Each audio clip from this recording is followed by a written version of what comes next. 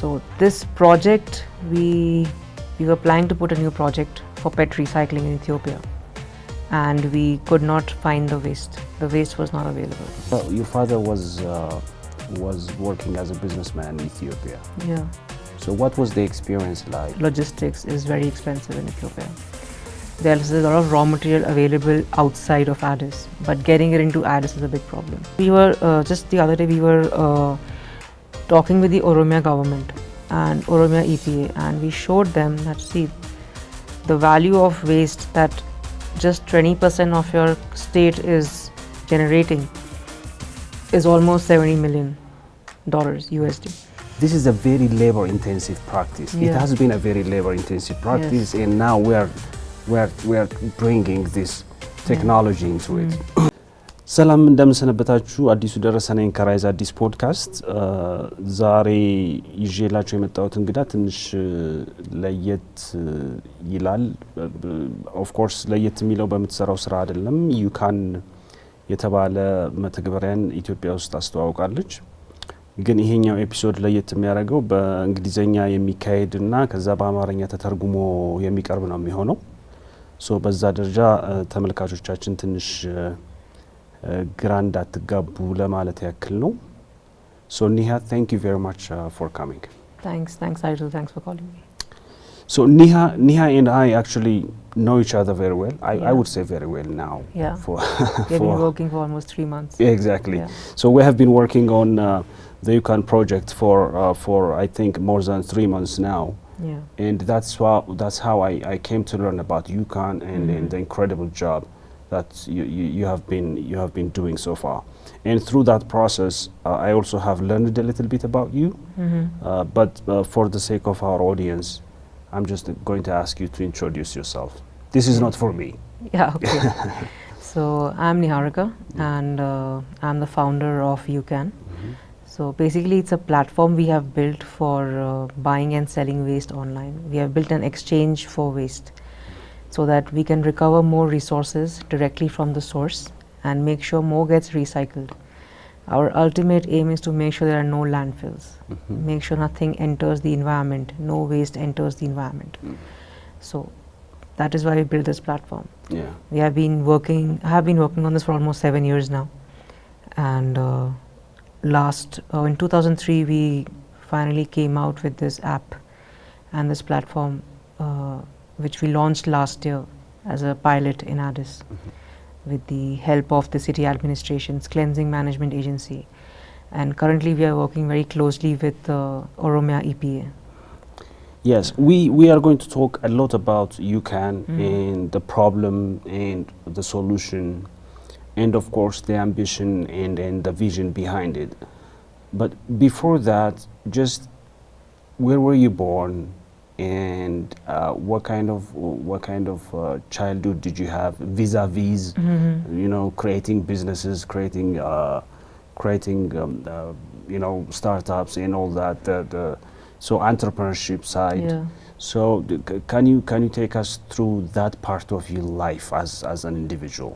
Sure. I was born in India. I grew up in India, and I studied in the US. I'm an engineer, so I studied my engineering in the US. I was born in a business family, so I'm still working with my family business. I came to Ethiopia because of that. I'm running my family business over here, and so entrepreneurship was inculcated in us since childhood. I mean, that's what I wanted to do. Even though I'm an engineer, I wanted to work in my family business. So I actually started working with my mother, who's a floriculturist. And what did you do with your mother when you started out? I was looking at the business part, the exports, looking at new markets for the product. She used to grow roses in India.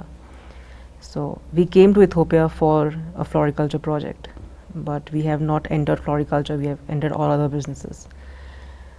My family's traditional business has been commodity trading, and even my father has been involved with that.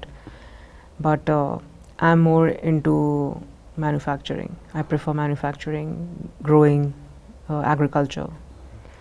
So this project, we we were planning to put a new project for PET recycling in Ethiopia, and we could not find the waste. The waste was not available. So we dig deeper into it, and we find that the major problem is there's no collection. So that is why, after going researching a lot into this, all the problems that people were facing locally who already have been in the recycling business, we saw that there's no collection and the raw material is not available, even though it is there, it is present in the country, but it is just not collected. Yeah. So that is how I came up with this project. Yeah. So let me take you a little bit back to your family again. Yeah. before Ukan. Yeah. Your father was working as a businessman in Ethiopia. Yeah. So what was the experience like, and how do you think your father has influenced your views and your decision making process, and in general your business practices and your interest in entrepreneurship? So actually, I saw this growing up. Not just my father, even my grandfather, my mother, most of my family is in business. So that's what we saw growing up. And when my father came to Ethiopia, he came here in 2005 to set up business. At that time, I was working with my mother in India, and we came here. We saw some good opportunities, and he took that risk to invest over here. And when we came over here, it was heaven. There were a lot of opportunities. Ethiopia, I mean, it's still there are a lot of opportunities, and people were very nice, and the government was also very supportive at the time, because they were looking for new investors. So I was already in the business when he came over here, so I joined him since day one. But I've been living here for past 7 years. So now I'm looking at starting some new things. Yeah. So of yourself. So Ukan is your creation, your something that you created from scratch and trying to grow by yourself. Yes. So let's start talking about Ukan then. So of course you told me how the initial idea was to work on some other area, and then so you realized that you actually needed this to be able to do even the other stuff. Yes. So tell us about that moment when you realize, okay, we really need platforms like Ukan. Yeah, so like I said, when we were researching about that project and we were looking for the raw material we could not find it locally. There wasn't enough. In fact, the industries that were already existing, they were all running at low capacity because they couldn't get their hands on the raw material. Some have already shut down. Another problem that we saw was the internal issues, like logistics is very expensive in Ethiopia. There's a lot of raw material available outside of Addis, but getting it into Addis is a big problem. And most of the industries are in Addis, in and around Addis. So keeping the costs down of the raw material was one thing we were looking at. Secondly, we saw that most of the waste is not segregated. People are putting everything in one bag and throwing it away, and the segregation happens at the collection centers, not at the source, which is why it's also getting contaminated. A lot of the material that gets contaminated cannot be recycled. So with all these issues, we came up with this idea that yes, if we start segregating it at the source, then we can recover more resources, and we can run more industries with that. Industries can get raw material. Another thing we saw was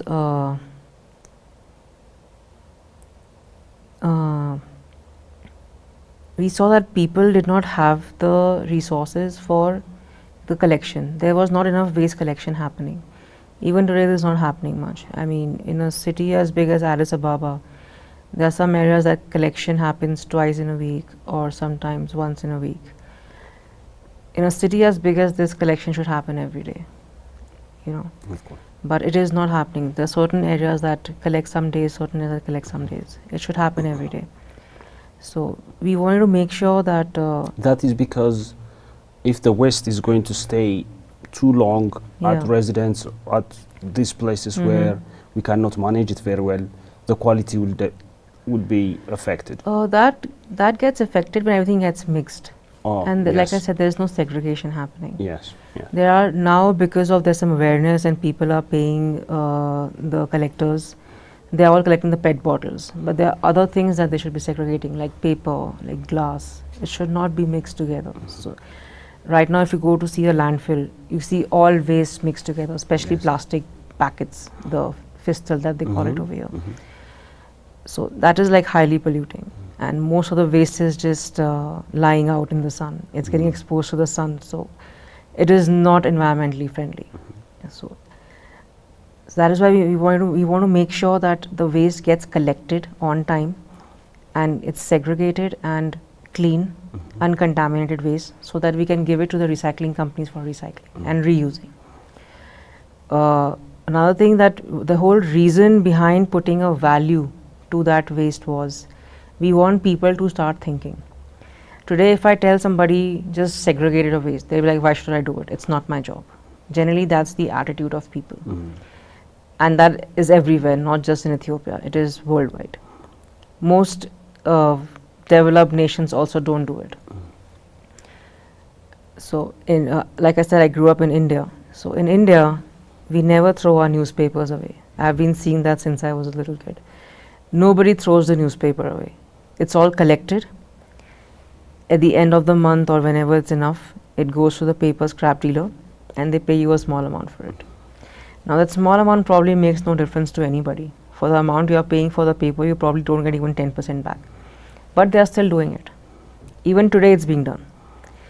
So just using that theory, like if you are putting a small value to something, even though it's not much, people start thinking.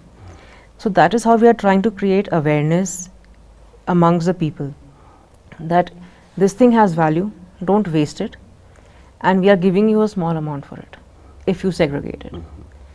And even when we are working with the local collectors, like we keep telling them that, see, you are taking from them, you are paying people to segregate it when everything is mixed together. So just pay them and take the segregated waste from them, so that nothing is mixed and you'll get more material. So that is how we are working even with the collectors and the people on the ground. So we are working on the ground with the municipality, with the collectors, with the local people, individuals, industries. So we are getting a good positive response from everyone, and we hope this continues and we can make a difference with just, we are creating an impact, we are creating jobs with this. So we hope we can create that impact on the environment with this. Yeah.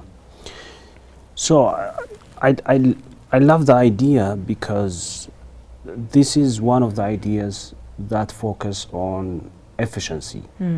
Of course, as far as doing it is concerned, we have been doing it before. Addis Ababa has been relatively cleaner in the past few years. I'm particularly talking about the plastic waste issues. We have been collecting them. So if you go like 7, 8, 10 years back, it was just plastic bottles everywhere. Yes. Now we don't see them often. We don't see them much. But as far as doing it is concerned, we are doing it, but we are not doing it the right way or the more efficient way. So I love it, because it is more of focused on efficiency to the very end output. So like when you mentioned that people are not throwing, you don't see plastic bottles everywhere anywhere, because people are getting something for it. Today if somebody is collecting it and they're giving it to someone, they're getting paid for it. Exactly. That is not happening with other waste. Today you can use most of the other waste somewhere, and you can use it for regeneration, recycling, reusing or something. Now only the PET bottle is not, you're not seeing it on the ground, but you're seeing other waste on the ground. Of course. You're still seeing plastic packets on the ground. Even though Ethiopia is now has banned it just recently, But even if you go like to the landfills and stuff, there's a lot of plastic bags available. There's a lot of film available because it's a packaging material most widely used.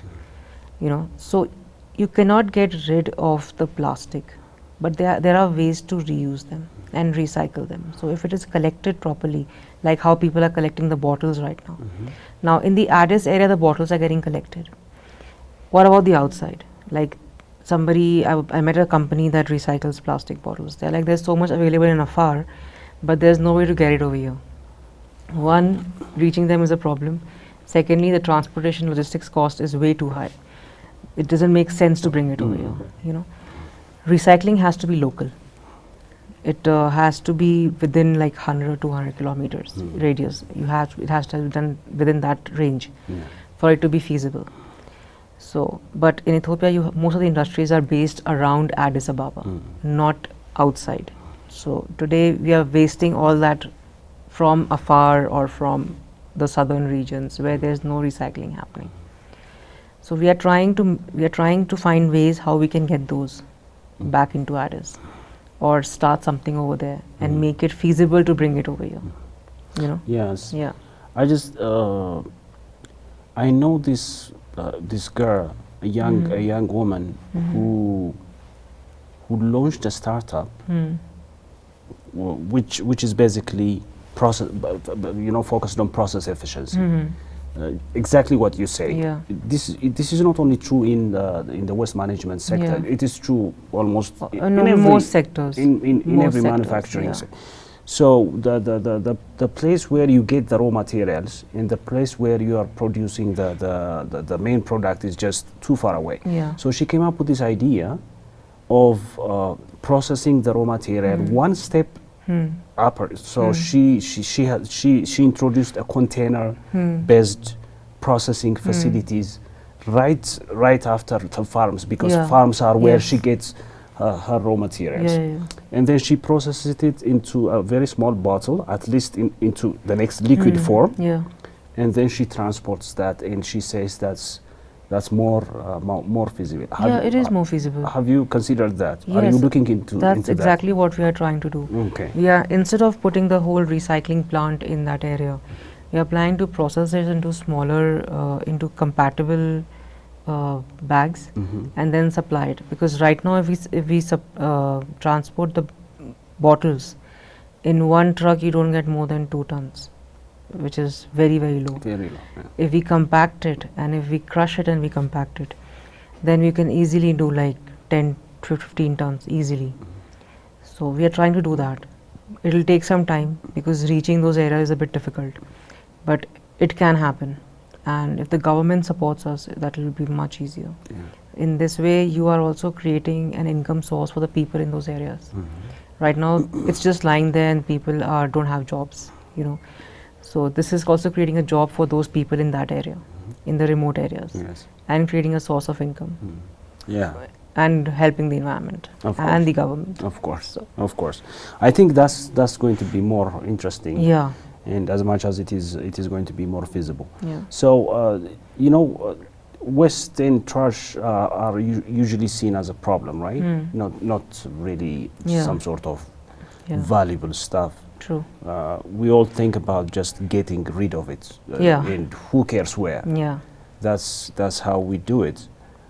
But so I know you are very much active in Bishoftu now. And Adama too. So how do you get the response of this idea of turning trash into treasure? So in Bishoftu and in Adama, not just on the policy makers level, but also average citizens and all that. Okay, so we did a study, and also we took some reports done by the Addis Ababa University and GIZ, and we showed the government what they are losing. We started with the Oromia EPA. We showed them the value that they are losing in just throwing the waste away. First, you are losing the value in throwing the waste away, and then you are spending money on disposing that waste off. So you have double loss over there. Now, what we are telling the collectors, the government, the municipality, whenever we present to them, we tell them what can be done with this waste. You can use organic waste for biogas generation. That's green energy. You can use it for biofertilizers. You will not need chemical fertilizers. It's a replacement. Then we tell them all these bottles, you can give it to the recycling companies. They want it and you are throwing it away. We are telling them all things like glass. There's not much glass recycling happening over here. There aren't that many companies. But that's an opportunity for you. You can start glass recycling. It's very easy to recycle. Textiles.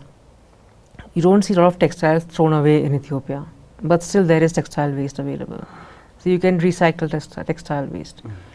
Most products that people are throwing away can be recycled. Then what cannot be recycled or should not be recycled, there's an incinerator for that. The incinerator is also generating energy for you. Oh. Right? So ultimately you are recycling everything or using waste to energy plants to make sure that no waste enters the environment. And in that way there are no landfills. That is the approach we are taking, that we are convincing the government that if you do this, it benefits everybody. Today Ethiopia, most countries generate a lot of organic waste, but they are not using it for generating biogas. Whether it's awareness or whether they just don't want to do it or what it is, I don't know. However, there are many biogas plants in Ethiopia. From our study, we have heard that there are more than 45,000 of them available in Ethiopia, already installed in Ethiopia. But only I think 2,000 or something are working. So why is it not working? Today so many were installed, what happened to them? Because it's actually a very efficient system and a very simple system. So why is it not working? So we take all these, we raise all these points and discuss it with the government and the municipality, and we show them the value that they are losing. Today we were, just the other day we were talking with the Oromia government and Oromia EPA, and we showed them that, see, the value of waste that just 20% of your state is generating is almost $70 million USD. Even if you take like 10% of that, that's $7 million. So that is the amount of money you are losing by just throwing everything into the environment. And you are paying people to throw it into the environment. So that's why they are working so closely with us. They are supporting us. Okay. How's the reception among the people? They are positive. Because like I said, when you put value to something and you give them something, they start thinking about it. So they are positive. Now the collectors initially were a bit skeptical. They were like, you're taking our jobs away and we are getting it for free. Why should we pay for it? We showed them the benefits. We are like, okay, you're getting it for free, but you are segregating it yourself and you are segregating dirty crap and you're paying other people to do it. Here I'm telling people to segregate it. So instead of you paying the people to segregate it at the collection center, I'm making them do it at the source. You're getting more material and clean material, and you can immediately take it and sell it off. You don't have to take it back, then take it out and then sell it. So now they are working with us. Now they are more positive and they see the benefits, and that is why they are more enthusiastic about it. It's gonna take a long time. It's not so easy. We have to convince a lot of people, especially the people on the ground. So, but it is with the help of the government we can do it. And since the government is helping us, we are moving ahead. Yeah. So now let's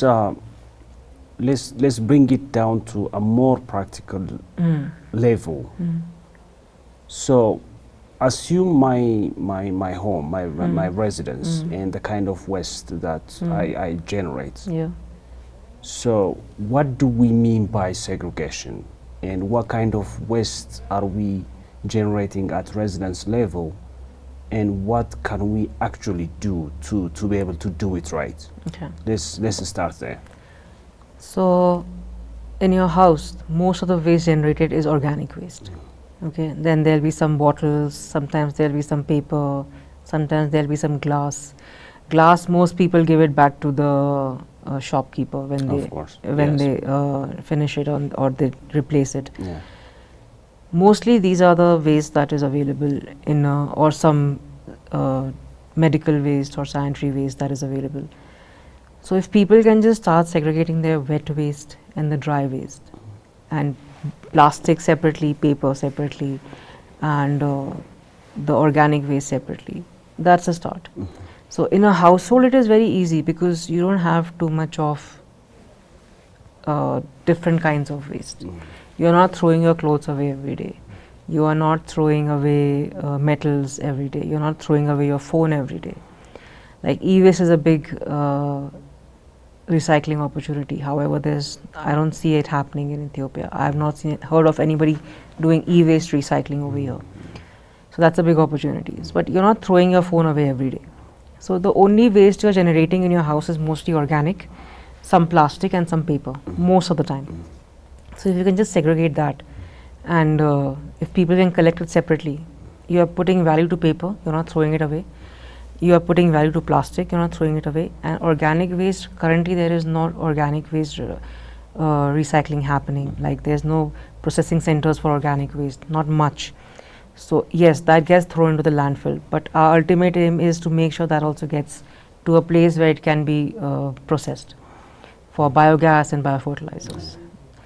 Another thing is we want to make sure that even in the households, like there's this thing called responsible consumption. Like what does that mean? They come out with new jargon every day. I just think that people keep saying that reduce your waste. I don't think that's going to happen. Yes. This is not going to happen. People are going to, if their income increases, people are going to start consuming more. Yes. The consumption only goes up. So you cannot stop people from consuming what they want to consume. Exactly. But you can make sure that it is getting disposed properly. Yes. It's getting reused. That is something we can assure. Of course. But we can't tell people to reduce your waste. Yeah, I cannot imagine myself. I want to do so. I mean, I want to eat. I want to consume something, but somehow the waste is on my head, and no, I don't want to consume. No, that's not going to happen. I'll give you an example. Today you have food delivery systems, right? Most of the food delivery happens in boxes. There's packaging material involved. Of course. Initially there weren't. So you would just cook at home or you'll go to a restaurant. That packaging was missing. But now that packaging is available and it is adding extra to your consumption. Exactly. So it's not going to go away. Yes. It's only going to stay there, and it's going to only increase. So you cannot stop people from consumption. That's what we tell people. But you can be responsible in throwing what you're using, disposing it off more efficiently and effectively, so that it doesn't affect the environment. That's what we are trying to do. That's the more viable way. So let's talk about the application now. So can you take us through how it works, what people need to do, people who are watching this, what is the first thing they can do, and what they should expect from while interacting with the application, and of course the benefit they get out of it, and how the whole thing works. So it's a very simple app. We have kept it very simple, and it's free. There's no subscription of any kind. Whenever you have some waste available, you request a pickup. You add the waste on the app. The categories are there. You just you put your address, you put your time when you want it picked up, the time and date, and you request a pickup. Now, at that time, whoever is the closest collector to you will come and pick it up from you. He will verify what you have entered, the weight and everything, make sure the waste that he's collecting is what he wants. And then he will complete the transaction, and you immediately get paid. It's all cashless. It all happens online. But everything happens in real time and immediately. So it's a very simple app. As soon as you request a pickup, somebody will come and pick it up from you. Yes. So at home, I have segregated my waste. Now the papers are in one bag. These metal waste is in one. Other organic waste is in another bag, and of course the plastics go into another bag. And then I've get it ready. I have the application on my phone, and then I'm going to request a pickup. And whoever is nearer to my residence is going to get us message. Get a message that you have requested a pickup. Okay, so this works via SMS. No, it's online. Oh, it's real time. It's it's like how you have Uber. Oh, like that. okay. Yeah. So how about the waste collectors? Does it work seamlessly? Because do they have smartphones? How do they get the message? Do they have other means of communication? Yeah. So people we are working with, not everybody has a smartphone, but most, like there are some people who do. Like in one group, there'll be at least 2 or 3 smartphones that people have. And so we tell them that, okay, if all of you don't have it, it's fine. At least 1 or 2 of you have it. So start there, you know. And for us, that is one of the challenges that we are facing, is the usage of smartphone and the availability of smartphone. But people do have it. It's not that it's completely not available. And now communication is not a problem. Data is available in most places where we are working. And so we don't face that challenge as much. But yes, when we start moving outside of Addis Ababa, or maybe a little out into the rural areas, we might face that challenge a little bit more. Yeah. So I think you would benefit, or the whole process would benefit a lot more from, for example, integrating a call center. Yeah. That would, especially in cities like Addis Ababa, where if and when this happens at a larger scale, we're going to integrate. We need to integrate all the communication tools that we have. Yes, of course. Are you considering that? Yes, we are considering that. We are also considering a web portal.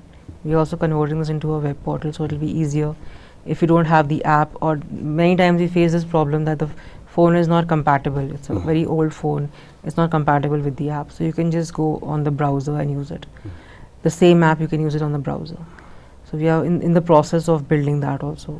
And mostly we don't face issues in Addis as much. We face these issues mostly outside of Addis.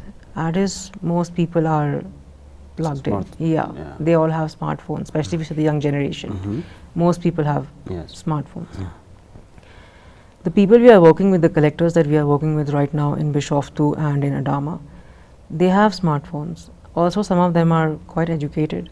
They speak quite well. They are working quite well. They are quite efficient. So they are seeing an opportunity out of this. That yes, I can do a lot more with this. So the call center, of course, when we start a full-fledged, right now we are just starting.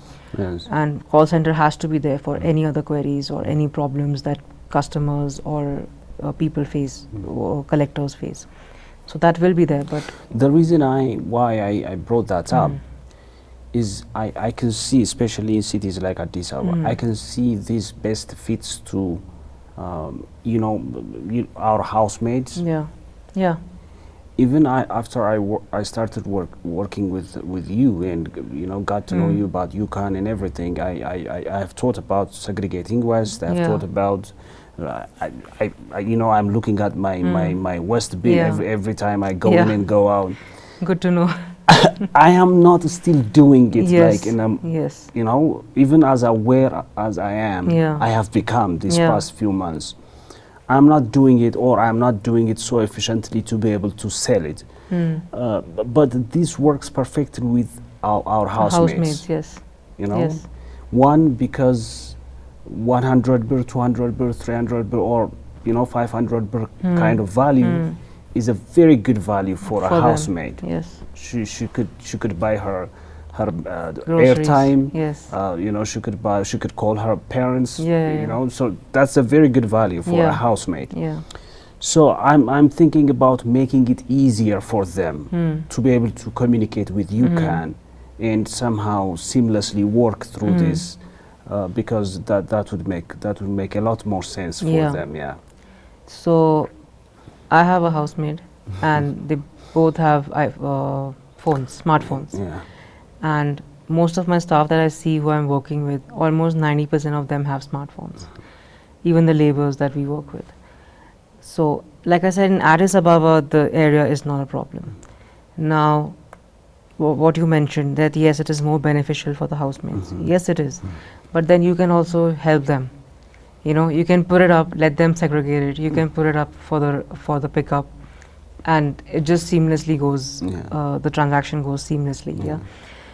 But and in that way, they get the benefit of the waste that they are selling and segregating, because they are the one doing the work. Another thing is, what was I saying? We have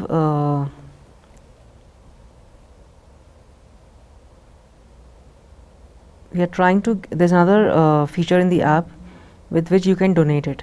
For example, you are segregating it but you don't want it. We were working with one of the hotel chains in Ethiopia, one of the biggest ones, and they said that we are donating more of our app, but we want to know what we are donating. We want to know how much we are collecting. So I said, okay, we can put in a donation feature. So we put in a donation feature for that. So if you don't want to get paid for it, you can just use that feature and the value becomes 0. That's excellent. And you can just give it to the person who's collecting it for free. So in that way, you're also helping the person. You are segregating it, but you don't want the money, you can give it to somebody else. That's excellent. That's another feature that we have on it. Yes, and you can integrate the institutions or that are currently asking for donations. I know, for example, this center for senior people. They have been collecting donations. They have been on a donation campaign. They have integrated their donation campaigns with so many initiatives, and they have been successful through the years. So if we can attach some sort of meaning to it, so yes, $500 is not much for you, much for me, but somehow, how about I can donate it to this cause that so that would somehow be help. Very great. So we are just making it an option for donation, but they have to take it and then sell it. But we have not yet tied up with any of the local NGOs that we will, whatever we collect, we give it to them. But if you want, you can go ahead and do it. We are just giving you the platform where you can sell it. And you can make some money out of it. If you don't want that money, you can go and donate it anywhere you want. That's also is going to be, I think that's going to be also very interesting. Again, I gave you myself as an example. Waste segregation is not like a second nature to Ethiopians. Not only to Ethiopians, I believe this probably works worldwide. It's not second nature to most people. I don't think 95% of the people in the world are segregating. Most human beings are not very much natural connection with waste segregation. But how do you see the challenge there? How do you get through that? And one thing I want you to consider in responding to that is how about the facilities? For example, I have a very small residence. So it is a one bedroom residence. I have my own bathroom and a living room, and then I have a kitchen. But my compound is just so small. You cannot even imagine how small it is. And usually, what gets into my mind is the facility. Okay, let me segregate it. But I do not have that facility. It's not only about the size, but those cute waste segregation management, bins or something. So, do you think that support in that area, probably in collaboration with other companies who are interested in this, do you think facilitating the waste segregation at a residence level could help? But in general, how are the people receiving this waste segregation practice? Okay, so a household does not generate a lot. There is a limited one, like you said. But when you say that there is limited space, yes, there is limited space, which is why we are telling people that it should be collected every day. The whole idea behind collection every day is nothing stays in one place. So you're not collecting too much of it in one place. It doesn't stay there for very long. It keeps moving, right? So when you are segregating it, that collection that happens every day, even if one truck comes around the city, they can collect a whole truck full of waste, of segregated waste which can be recycled. So more people will be interested in that. Even though it's not much, but if you take it from the whole city, it's a lot. For you, it's not much, it's a small amount. But if you take your building, or if you take your community, hotel, or if you take a hotel, of course. But even if you take your whole community, like when we are working in Bishoftu, now in one house, they collect it once in a week. In one house, there isn't much. But when you take it from like 20 different houses or 100 different houses, there's a lot. So if those 100 houses, they collect it at one place, instead of leaving it in their house, it's very easy for people to take it from there. And a lot is collected. Then you will see that you will need to pick it up every day. There'll be that need to pick it up every day. So with this, because we are showing people what is available where, it is easier for them to come and collect it. Because right now, I don't know whether you have it or not, or I don't know where it is available. But with this, when we are making it available on the map, that so much space is available over here and so much space is available over there, it's easier for people to come and pick it up. Today collecting just 100 kgs of PET bottles or plastic is not feasible. I can't send a truck for that. But when I know there's 100 kgs available in all this area, around this area, then it's easy, it's more feasible for me. I can collect a whole lot and it becomes more feasible. So and how about that?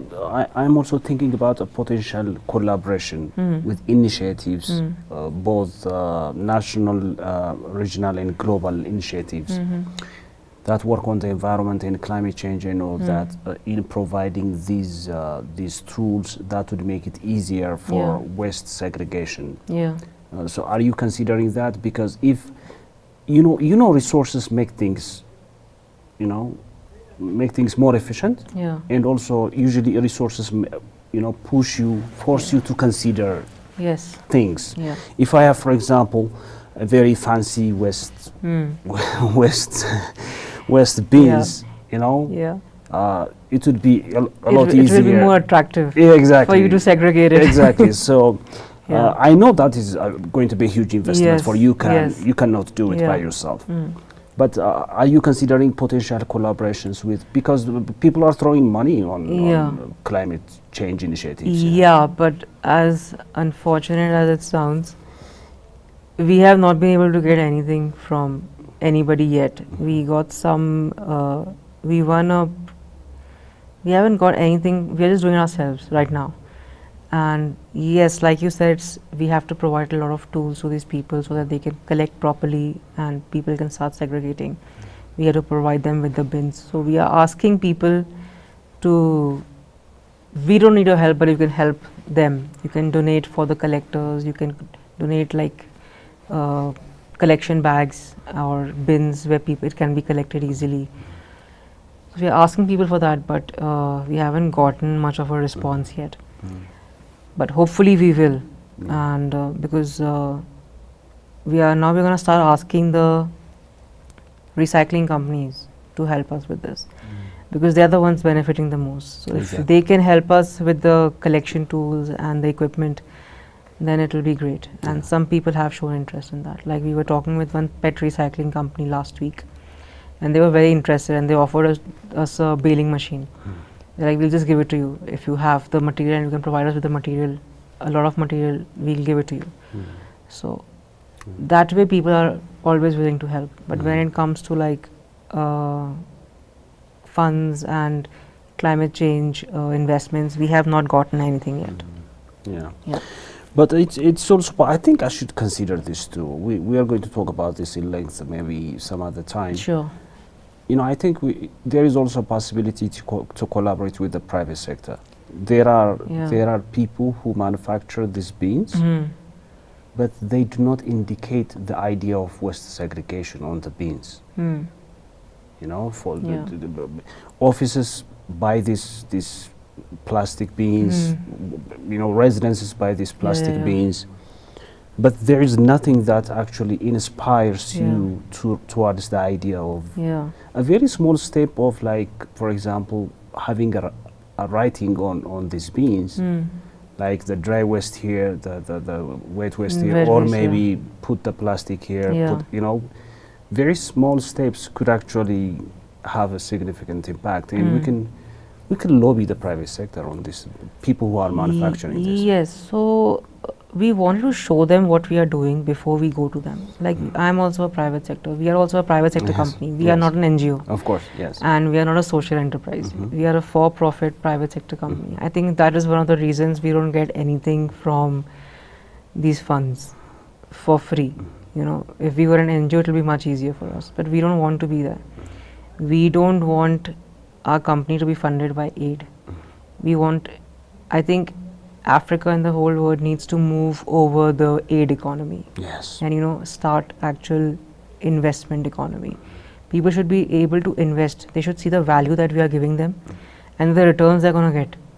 Not just environmentally friendly, but also economic returns, you know. So we want to make sure we are creating that social, economic and environmental impact at the same time. However, to do that, we have to first show people what we are doing. So when we have results, we can take it to them and show them that this is what we are doing. We are not just talking about it, you know, because many climate or environmental projects, they end up failing. Yes. Many of them fail simply because they are not sustainable. Yes. A project has to be sustainable on its own. You cannot just keep asking for money, outside money. It has to start generating money on its own for it to be successful and sustainable. Yes.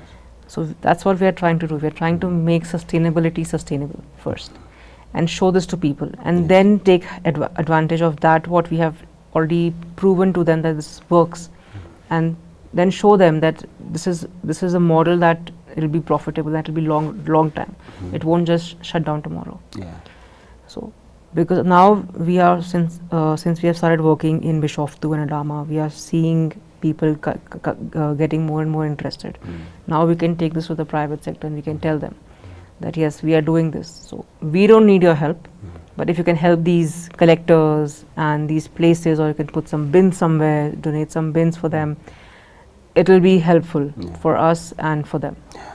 Yeah, I think there definitely is going to be potential collaboration with the private sector. And about what you said about aid is absolutely right. Yeah. You know where that is leading us? Looks like we're at a bad place. Many of our sectors dependent on aid have been at limbo. Yeah. So confused as to what they should do next. Yeah. So when you get too dependent on aid, you don't know how, you don't bother about using any other means when you can do it. You know? Exactly. So and we also know about the biogas project in this country. Yes. That was that was initiated, fully supported by aid money, while more than 90% of it, I think, now is out of service. Yeah, that's what I said. Yeah. When you come with just the aid money, I don't know how responsibility is getting used. What is happening after you are installing it? What happens after? Are people still using it? Today in the private sector, if I'm getting a machine and if I don't run it, or if I sell it off, or I do something, the government or the tax office will be behind my life, because they audit our books like quite rigorously, you know. But when it comes to the aid sector, or who's auditing those biogas plants? You have installed 45,000 of them. Where are they? 45,000 means you won't have electricity issues in most of the places. That was you will not have energy issues. You know, you will have light forever. Where are they? So that's why I could have started this as an NGO also. But the whole idea behind it, making it a private sector, was we want to make sure people are responsible about what we are doing. And we want accountability to what we are doing. We are bringing accountability to the whole system. That's why we made it a for-profit company rather than a non-profit company.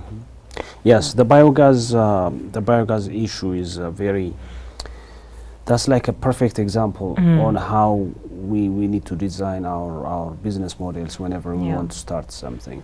And Ethiopia has a separate biogas department in your Ministry of Energy and Water. They have that. Yes. So So they are really promoting it right now. Yeah. Yeah.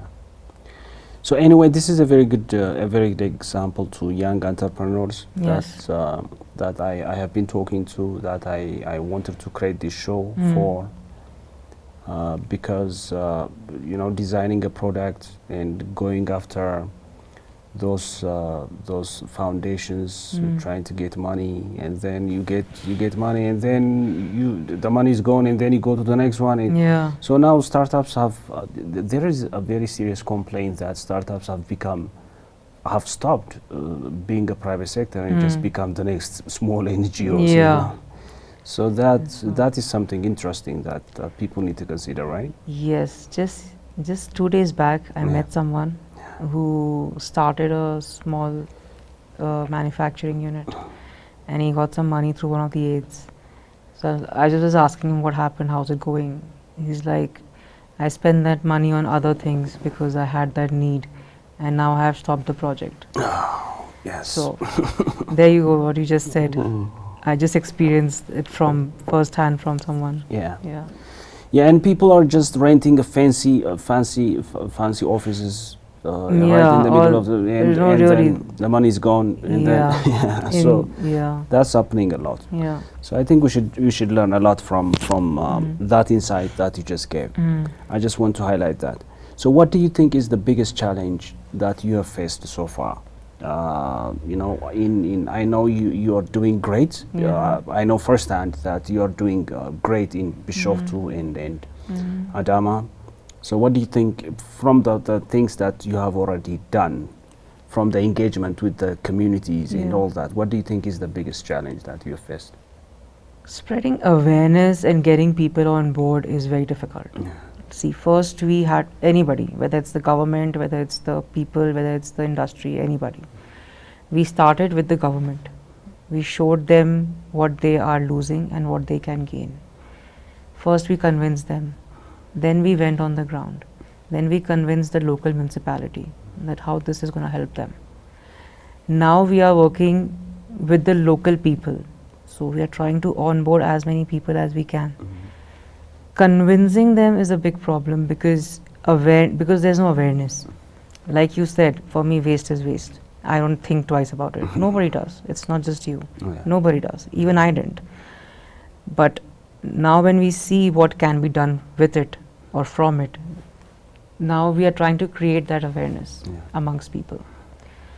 Even when we were starting this project, it was quite difficult because first of all, it's tech enabled, so not everybody is technology friendly and they don't want. Then we had some people that are like, we don't want the government to know what we are doing.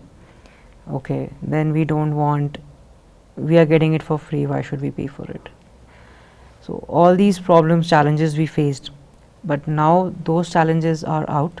Now the biggest, they are easing now. They are easing now, but more than a challenge, it's our I won't call it a challenge, I'll call it it's our job, that there should be awareness. So creating that awareness is what we are working on right now. Once the awareness is created, it will become much easier. Getting it on the ground in the beginning, it's a big problem. Pushing it out in the market was a problem. But once we start that awareness and once people start seeing how it is helping them, then it will be much easier for us and it will grow much faster. It's that initial first steps that's taking us a long time. Even now, we are working in Adama now. We have to start awareness creation over there. So that will take some time. But once people start understanding, that will spread. Then they will spread the word. It will be spread by word of mouth. Yeah. So this is also interesting as a lesson for people within the startup ecosystem. Ukan, for example, sits upon the awareness of people to segregate waste. Yes. It is like directly related. Yeah. That awareness is like the foundation of Ukan. Yes. And I know I want to share this compliment with you because you are investing also in the awareness campaigns. Yes. We are creating so many contents online and writing articles and publishing articles on the newspapers, on the radio. So because even as much as that is taking its own its own toll Yes. on the investment, Yes, of course. the investment side of it. Yeah.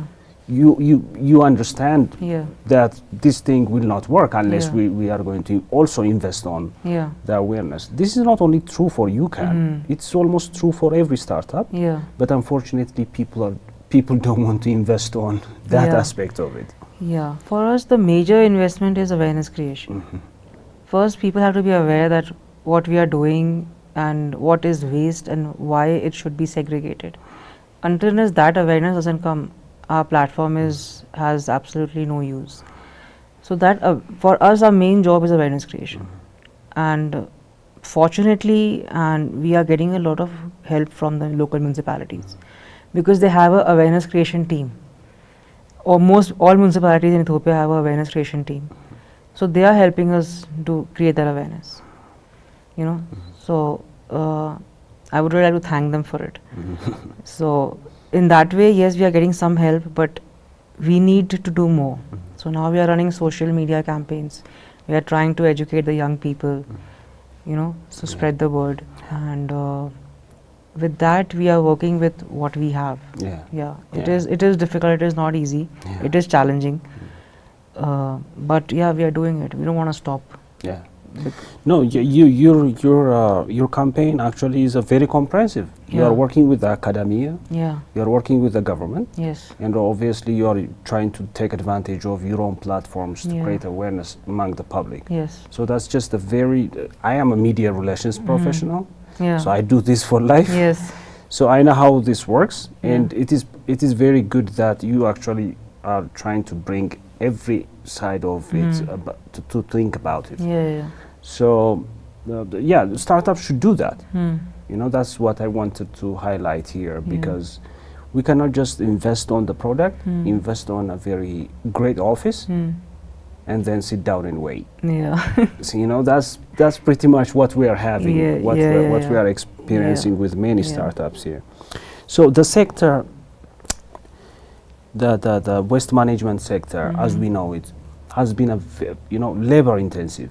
Yes. The supply chain from waste collection and the Yeah. landfills, and even the segregation Yeah. has been done by many people. Yes.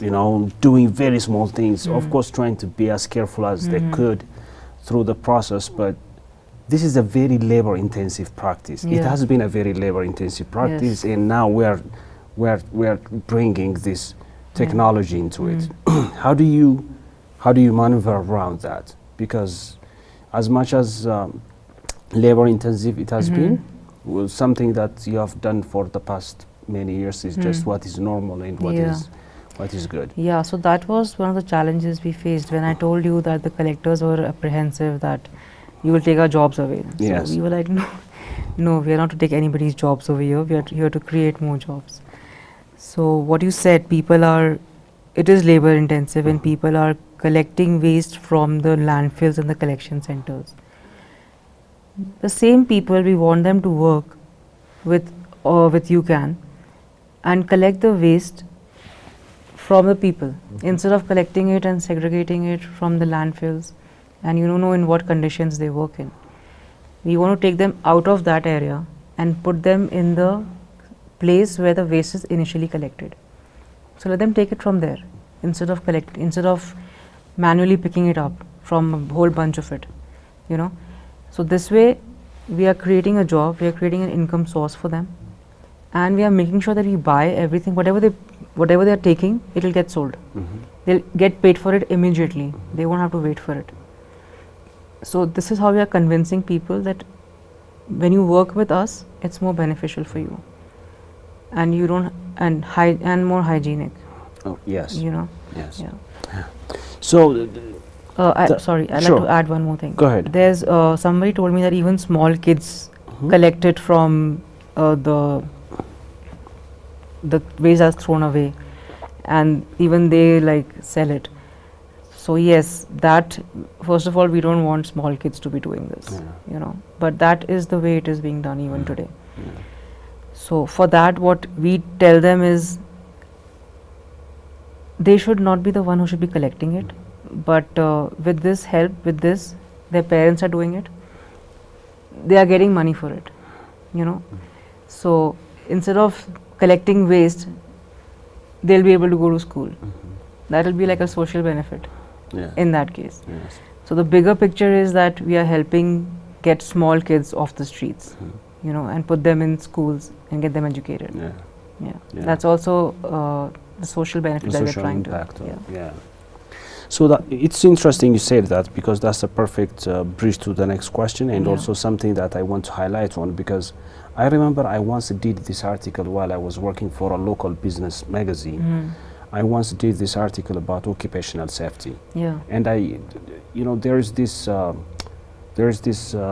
metal manufacturing, steel manufacturing plant in Bishoftu.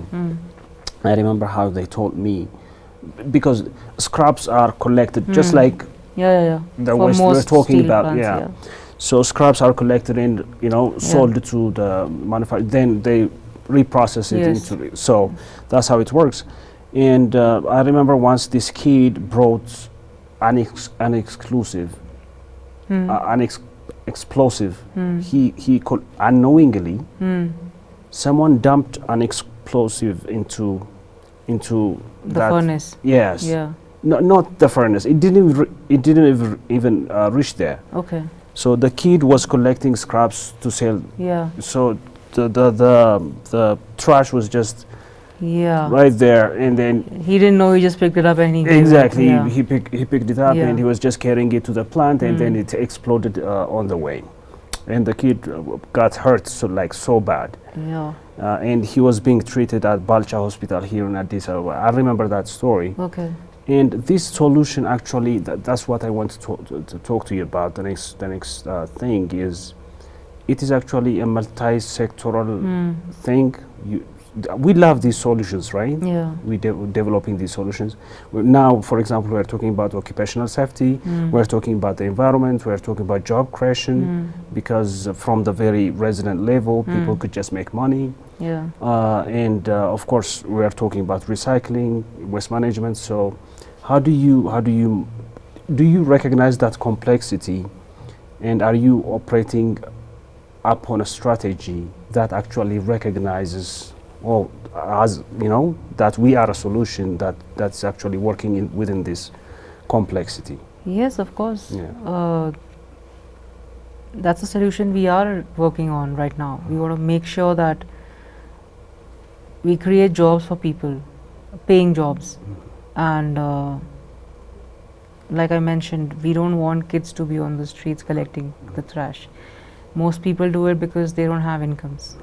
But if their parents start having income, or they start generating enough, then they don't have to send their kids, small kids, to work, like you just said. Yeah. So yeah, of course, social benefit, social impact is something we are very much working on, and with this we know we can do it.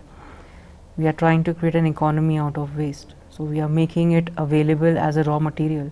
We are by putting value to it. So it's like you're becoming an entrepreneur. You are becoming, you're not working for anyone. It's not a permanent job. You work when you want. You collect when you want. You can sell when you want.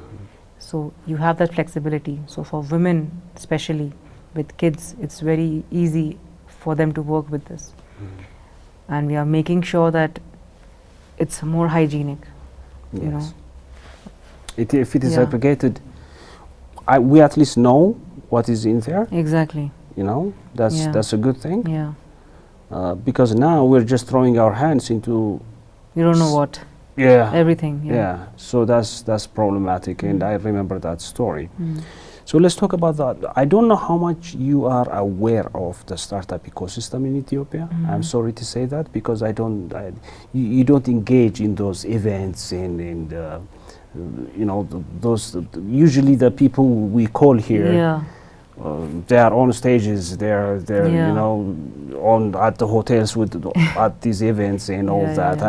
I'm not sure how much you are into that, but I just wanted to ask how the Ethiopian startup ecosystem actually received Ukan, and how were you received? just as an ecosystem, and from what you understood, what do you think needs to be done so that startups like Ukan could actually easily flourish? Because that's what we want to do here with this show. So I'm aware of the ecosystem in Addis, in Ethiopia, because you have quite a few startups coming up, and I use quite a few of them.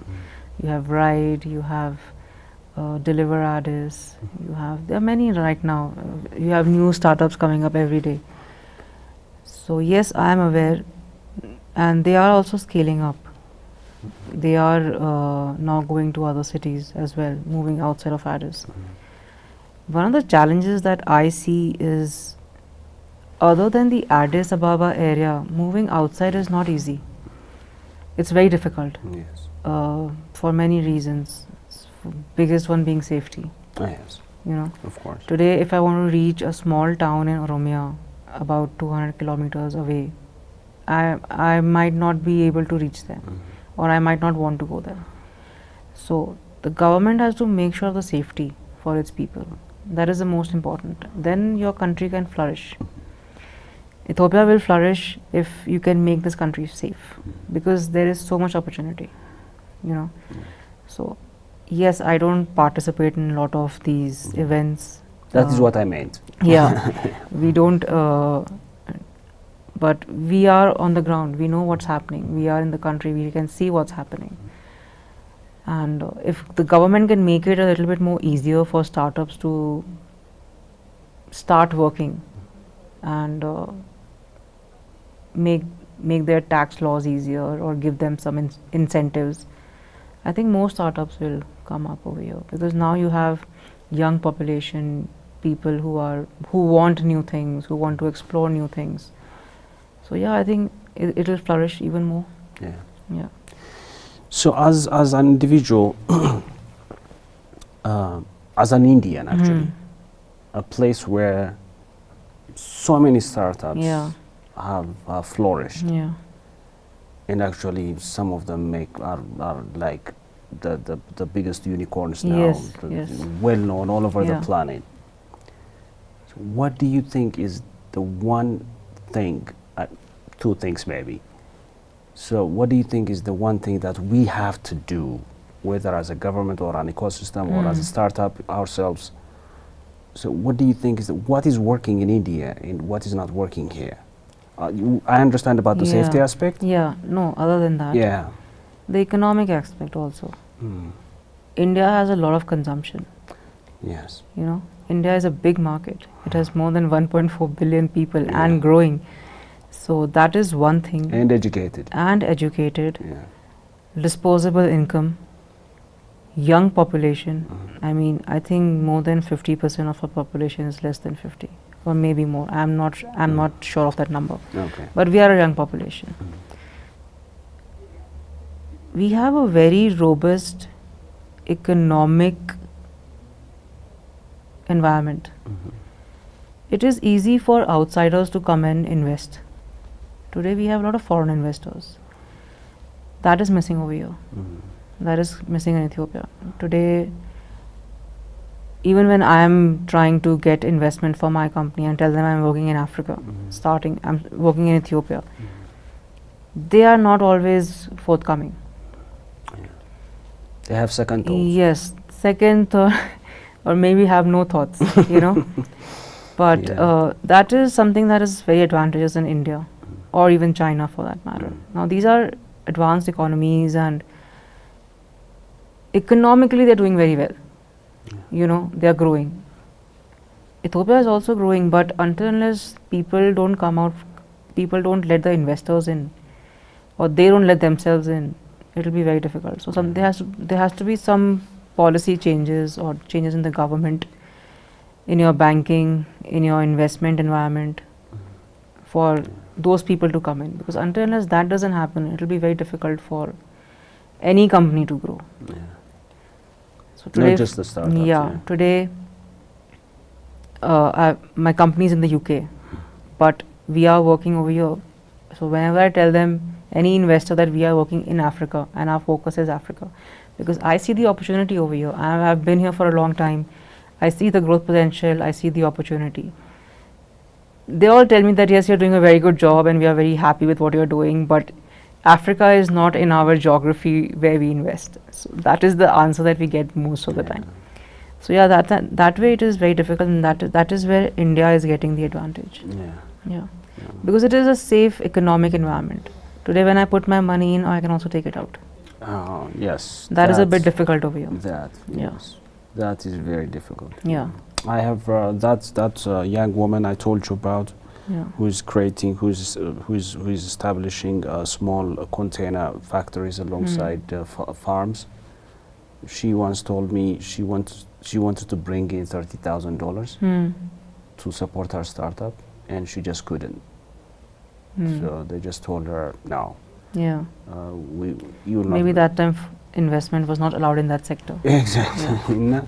And I was just so surprised. Yeah. This is a country that is looking for dollars and at the same time pushing away dollars, and sometimes not only taking it out, sometimes bringing it in is also a problem. Yes, bringing it in also is a problem. You can't just bring in. Yeah. Today if I need money from outside, I just can't bring it in my account. I have to bring it in, then I have to make sure I have the permission from all the authorities and it is registered. So there are a lot of formalities to be done for that. Yeah. So maybe the India example may not be the right one, given India is India, right? And you have experience with other African countries. Yes. Can you think of a lesson that we can draw from another African country? Maybe that could be easier one. I think the problems that most African countries face are similar. Sometimes it's more serious. Sometimes it's not. It's less serious or less of a problem. But most countries face the same issues. Now you can leave some countries apart, like South Africa or Morocco or Ghana, because comparatively they are better. But otherwise, most of the nations are in the same basket, in the same place. It is challenging for anybody to come into Africa, in any country, not just Ethiopia, and work over here and invest over here, because Forex is a problem in most of the nations.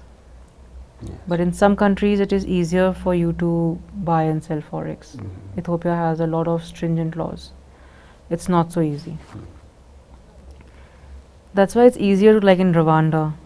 Even they have a shortage of dollars, like Ethiopia does. But they are like, you can buy it from the market. You know, you can officially buy it from the market and you can put it in the bank. So that makes it easier. Now, countries like Kenya, they are a bit more advanced compared to Ethiopia, because they have a lot of tourism. They have industry since a very long time, maybe because of the colonial rule and stuff like that.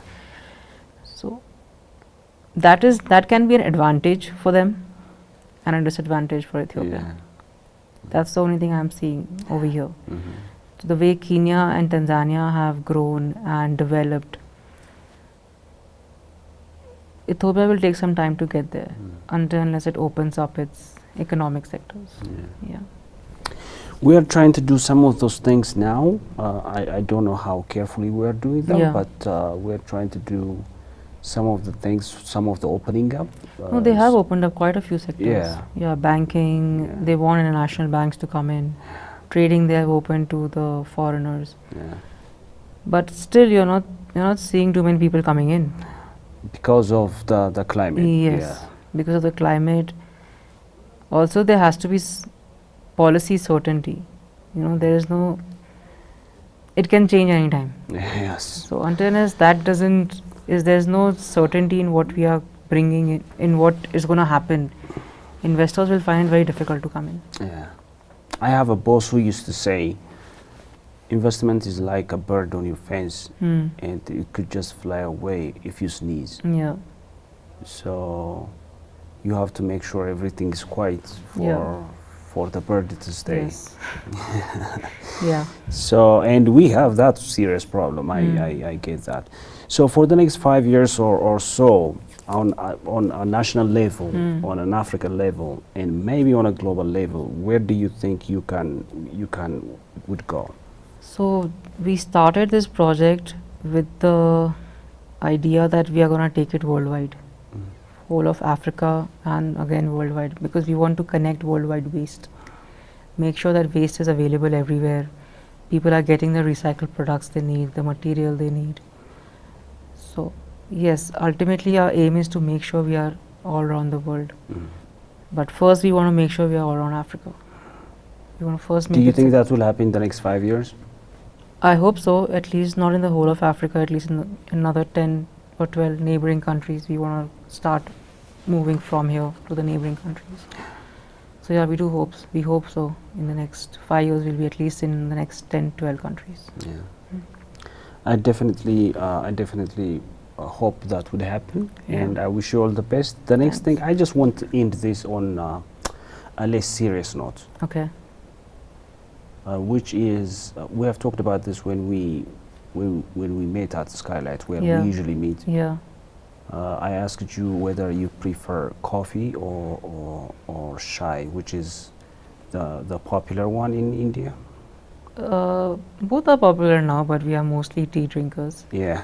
But yeah, it depends on the time of the day. I am mostly consuming tea. Even here. Even here. Okay. Yeah. Have you considered coffee? I do have coffee. Yeah. A lot of coffee. But yeah, that's. I prefer. Yeah. Health-wise, I prefer tea. Yeah, that was what you were telling me last time. You have just become a very, increasingly coffee drinker these days. So I'm trying to reduce my coffee intake. Yeah, yeah. So how about this? Do you enjoy? This is going to be a tough one. Yeah. Do you enjoy Mumbai or Addis more? I enjoy both for different purposes. Like what? Mumbai is my home. Of course. It's I go these days I only go there for vacations. Yeah. So when I'm there, it's a holiday for me. Yeah. But Addis is also, I enjoy my work over here. I like this place, the weather. Yeah. So you always say that. Yeah. Yeah. Addis weather is just great because I've mostly lived these days. I'm mostly between Addis and Dubai. So Dubai currently is like steaming, steaming hot. Yeah. So it's very, very hot. So I enjoy staying in Addis. Yeah. Yes, you are indeed a very good friend to Ethiopia. Your father has been a very good friend to Ethiopia. Thank you. And I wish you all the best. And we definitely will stay with you as El Fadais and as Rise Addis. Thank you. We'll be documenting this journey. Sure. And of course, supporting you in the awareness creation and all that. We'll keep doing that. And thank you very much for coming. Thanks, Adisu. Thanks for having me. Thank you so much. Thanks a lot.